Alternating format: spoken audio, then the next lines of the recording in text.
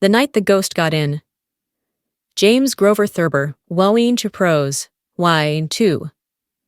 Imagination of odd things always leads to absolute humor. Read the lesson and enjoy the narrator's experience with his grandfather, who creates chaos and laughter with his imaginative stories. The ghost that got into our house on the night of November 17, 1915, raised such a hullabaloo of misunderstandings that I am sorry I didn't just let it keep on walking and go to bed. Its advent caused my mother to throw a shoe through a window of the house next door and ended up with my grandfather shooting a patrolman. I am sorry, therefore, as I have said, that I ever paid any attention to the footsteps.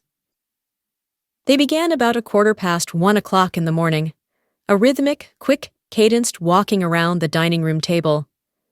My mother was asleep in one room upstairs, my brother Herman in another.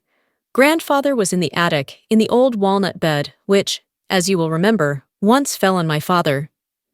I had just stepped out of the bathtub and was busily rubbing myself with a towel when I heard the steps. They were the steps of a man walking rapidly around the dining table downstairs. The light from the bathroom shone down the back steps, which dropped directly into the dining room. I could see the faint shine of plates on the plate rail. I couldn't see the table. The steps kept going round and round the table. At regular intervals, a board creaked. When it was trod upon, I supposed at first that it was my father or my brother Roy, who had gone to Indianapolis, but were expected home at any time. I suspected next that it was a burglar. It did not enter my mind until later that it was a ghost. A. Where was the author when he heard the noise? B. What did the narrator think the unusual sound was? After the walking had gone on for perhaps 3 minutes, I tiptoed to Herman's room. Psst, I hissed in the dark, shaking him. Ah, P, he said, in the low, hopeless tone of a despondent beagle. He always half suspected that something would get him in the night. I told him who I was. There's something downstairs, I said. He got up and followed me to the head of the back staircase. The steps had ceased. Herman looked at me in some alarm. I had only the bath towel around my waist. He wanted to go back to bed. I gripped his arm. There's something down there, I said. Instantly the steps began again, circled the dining room table like a man running, and started up the stairs towards us, heavily, 2 at a time. The light still shone palely down the stairs. We saw nothing coming. We only heard the steps. Herman rushed to his room and slammed the door. I slammed shut the door at the stairs top and held my knee against it. After a long minute, I slowly opened it again. There was nothing there. There was no sound. None of us ever heard the ghost again. The slamming of the doors had aroused Mother. She peered out of her room. "What on earth are you boys doing?" she demanded. Herman ventured out of his room. "Nothing," he said gruffly, but he was, in color, a light green. "What was all that running around downstairs?" said Mother. So she had heard the steps, too. "We just looked at her." "Burglars!" she shouted. Intuitively, I tried to quieten her by starting lightly downstairs. "Come on, Herman," I said. "I'll stay with Mother," he said. "She's all excited." I stepped back onto the landing. "Don't either of you go a step," said Mother. "We'll call the police." Since the phone was downstairs, I didn't see how we were going to call the police, nor did I want the police. But Mother made one of her quick, incomparable decisions. She flung up a window of her bedroom, which faced the bedroom windows of the house of a neighbor, picked up a shoe, and whammed it through a pane of glass across the narrow space that separated the 2 houses. Glass tinkled into the bedroom, occupied by a retired engraver named Bodwell and his wife. Bodwell had been, for some years, in rather a bad way, and was subject to mild attacks. Almost everybody we knew or lived near had some kind of attacks. TC.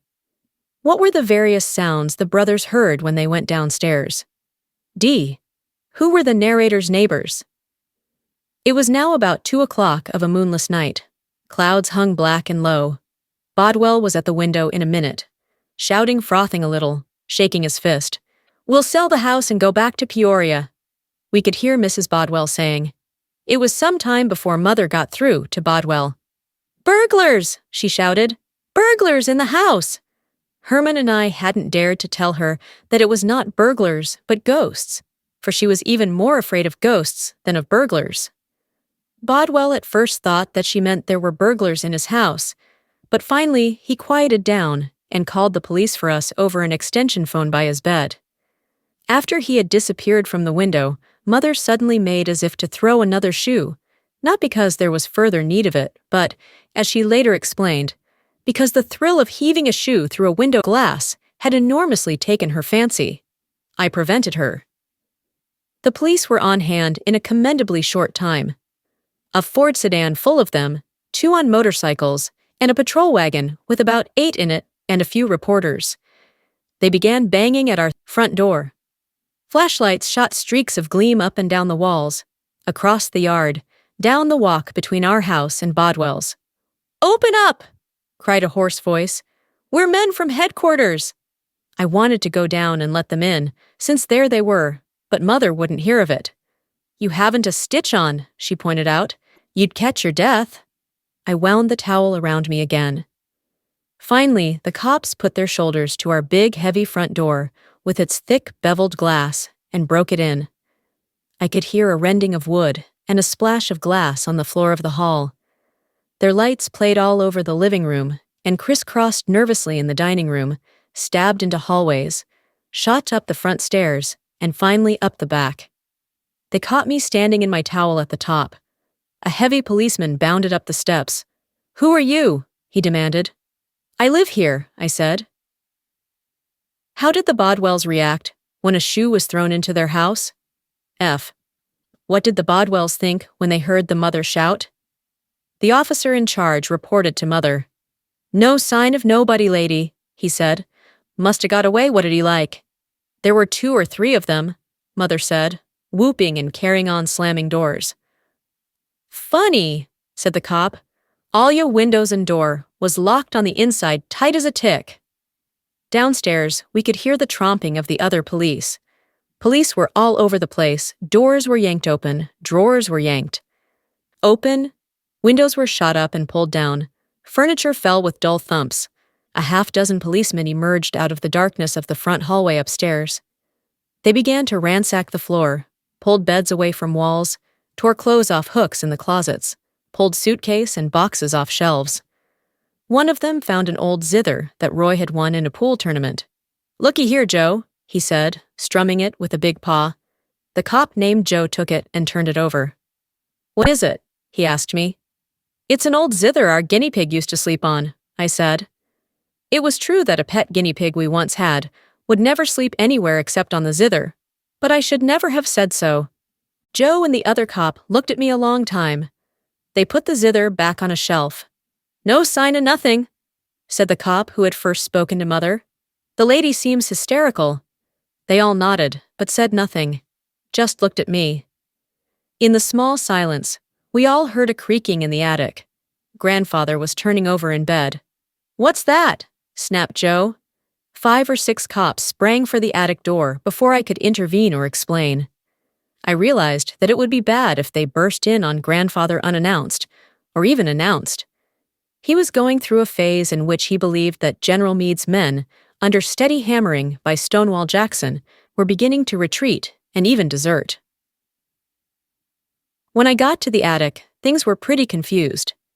Grandfather had evidently jumped to the conclusion that the police were deserters from Meade's army, trying to hide away in his attic.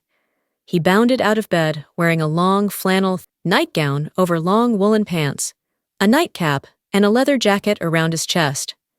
The cops must have realized at once that the indignant white-haired old man belonged to the house, but they had no chance to say so. "Back, ye cowardly dog!" roared Grandfather. "Back to the lines, ye goddam lily-livered cattle!" With that, he fetched the officer, who found the zither a flat-handed smack alongside his head that sent him sprawling. The others beat a retreat, but not enough. Grandfather grabbed Zither's gun from its holster and let fly. The report seemed to crack the rafters. Smoke filled the attic. A cop cursed and shot his hand to his shoulder. Somehow, we all finally got downstairs again and locked the door against the old gentleman. He fired once or twice more in the darkness and then went back to bed. "That was grandfather," I explained to Joe, out of breath. "He thinks you're deserter." "I'll say he does," said Joe. G. What was the grandfather wearing? H. What conclusions did grandfather jump to when he saw the cops? The cops were reluctant to leave without getting their hand on somebody besides grandfather. The night had been distinctly a defeat for them. Furthermore, they obviously didn't like the layout. Something looked, and I can see their viewpoint, phony. They began to poke into things again. A reporter, a thin-faced, wispy man, came up to me. I had put on one of Mother's dress, not being able to find anything else. The reporter looked at me with mingled suspicion and interest. "Just what the hell is the real lowdown here, bud?" he asked. I decided to be frank with him. "We had ghosts," I said. He gazed at me a long time as if I were a slot machine into which he had, without results, dropped a coin. Then he walked away. The cops followed him, the one grandfather shot holding his now bandaged arm, cursing and blaspheming. "I'm gonna get my gun back from that old bird," said the zither cop. "Yeah," said Joe. "You and who else?" I told them I would bring it to the station house the next day. "What was the matter with that one policeman?" Mother asked after they had gone. "Grandfather shot him," I said. "What for?" she demanded. I told her he was a deserter. "Of all things," said Mother. "He was such a nice-looking young man."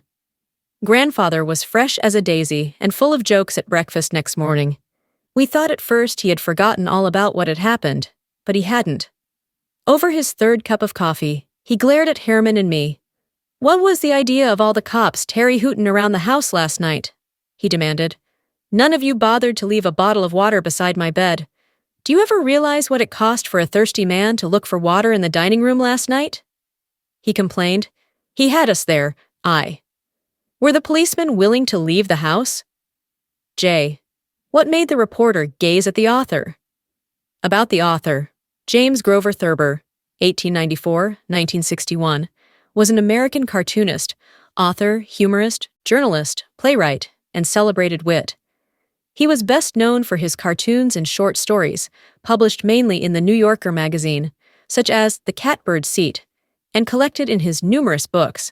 He was one of the most popular humorists of his time, as he celebrated the comic frustrations and eccentricities of ordinary people. Hullabaloo v. Lot of Loud Noise.